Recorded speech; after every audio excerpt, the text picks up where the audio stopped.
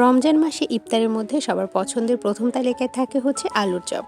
আর 2-3 ঘন্টা ধরে কিভাবে এরকম ফুলকো ফুলকো থাকবে আপনার আলুর চপটা, সেই টিপস নিয়ে থাকছে আজকের এই রেসিপি।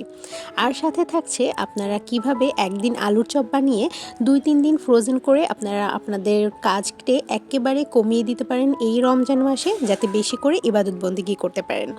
হ্যালো এভরিওয়ান, সবাইকে জানাচ্ছি ওয়েলকাম কুক অ্যান্ড কুক চ্যানেলে। তো সবার প্রথমে আমি এখানে বেসন গলানোর জন্য একটা বোল নিয়েছি।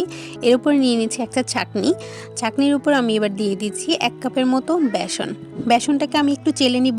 এই প্রসেসটা অবশ্যই কিন্তু আপনারা ফলো করবেন, কারণ অনেক সময় বেসনটা হাওয়া লেগে কিন্তু দলা পেকে যায়, যার জন্য এভাবে চেলে নিলে আপনার বেসনটা কিন্তু একদম স্মুথ হবে। এরপর আমি এখানে দিয়ে দিচ্ছি স্বাদ মতো লবণ, তারপর দিয়ে দিচ্ছি এখানে 1 চা চামচের মতো বেকিং পাউডার, দিয়ে দিচ্ছি 1/2 চা চামচের মতো ভাজা জিরা গুঁড়া, একদম অল্প একটু গরম মশলা গুঁড়া, আর দিয়ে দিচ্ছি এখানে 1/2 চা চামচের মতো হলুদের গুঁড়া, 1/2 চা চামচ ধনিয়া গুঁড়া, আর দিয়ে দিচ্ছি 1 চা চামচের মতো মরিচের গুঁড়া। ঝাল আপনাদের পছন্দ অনুযায়ী নিতে পারেন। এবার আমি সব এই শুকনা ইনগ্রিডিয়েন্টগুলো একসাথে ভালো মতো মিশিয়ে নিব। এখানে অবশ্যই কিন্তু বেকিং পাউডারটাই দেওয়ার চেষ্টা করবেন, তাহলে কিন্তু আপনাদের আলু চপটা একদম ফুলকো ফুলকো হবে। এরপর এখানে দিয়ে দিচ্ছি আমি 1 চা চামচের মতো আদা রসুন বাটা, এবং এখানে আমি অল্প অল্প করে এবার পানি দিয়ে এই ব্যাটারটাকে খুব ভালো মতো গুলিয়ে নিব। এখানে মনে রাখতে হবে একবারে বেশি পানি দেওয়া যাবে না, একদম অল্প অল্প করে আমি বারবার একটু একটু করে পানি এখানে অ্যাড করে তারপরেই কিন্তু ব্যাটারটাকে ভালো মতো রেডি করব। তো এভাবে করে ব্যাটারটা রেডি করলেও দেখা যায় যে ভেতরে কোনো লাম্পস থাকে না। একবারে অনেক সময় পানি দিয়ে দিলে ভেতরে কিন্তু অনেকটাই লাম্পস থেকে যায়, যেটা কিন্তু আপনারা পরবর্তীতে অনেকটা সময় লাগে ব্যাটারটাকে গোলানোর জন্য। এবার আমি আঙুল দিয়ে একটু দেখিয়ে দিচ্ছি, এই ব্যাটারটা কিন্তু একেবারেই একটু মোটা এবং পুরু হবে, আমার স্কিন কিন্তু একেবারেই দেখা যাচ্ছে না।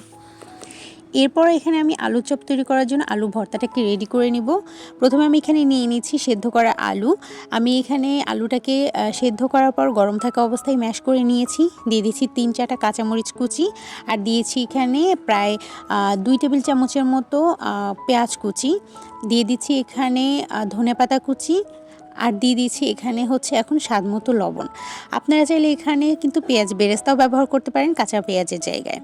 দিয়ে দিচ্ছি এখানে ভাজা জিরা গুঁড়া 1 চা চামচের মতো, আর দিয়ে দিচ্ছি এখানে একদম সামান্য একটু গরম মশলা গুঁড়া, দিয়ে দিচ্ছি চিলি ফ্লেক্স প্রায় 1/2 চা চামচের মতো, আর দিয়ে দিচ্ছি সামান্য একটু সরিষার তেল একটুখানি ফ্লেভারের জন্য। এবার সব কিছুকে ভালো মতো হাত দিয়ে মাখিয়ে নেওয়ার পালা।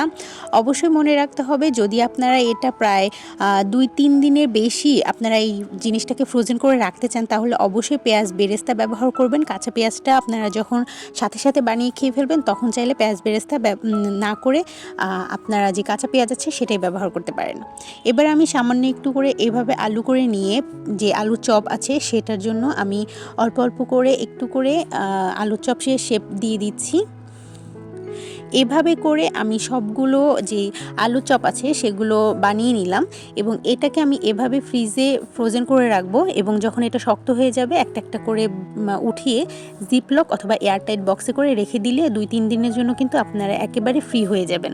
আর আপনারা যদি 3-4 দিনের বেশি ফ্রোজেন করে রাখতে চান, তাহলে অবশ্যই পেঁয়াজ বেরেস্তা ব্যবহার করবেন।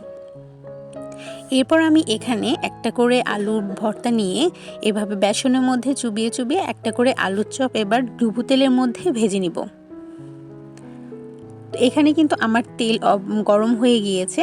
আমি এবার একটা একটা করে সবগুলো আলু চপ এখানে দিয়ে দিচ্ছি, এবং সুন্দর মতো এই আলু চপগুলো ভেজে নিব।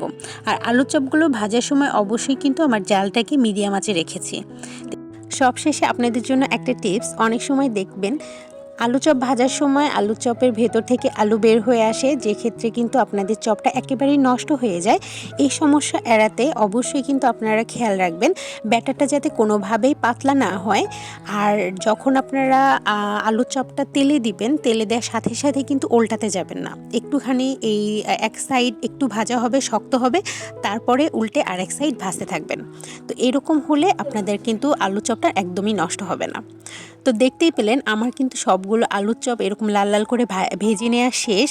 তো এইভাবে যদি আপনারা এই রেসিপি ফলো করে আপনাদের আলুর চপ বানান, তাহলে কিন্তু আপনাদের আলুর চপটা অনেকক্ষণ ধরে এরকম ফুলকো ফুলকো থাকবে। তো দেখা হচ্ছে নেক্সট রেসিপিতে। যদি রেসিপিটি ভালো লেগে থাকে অবশ্যই কিন্তু একটা লাইক করতে ভুলবেন না। আল্লাহ হাফেজ।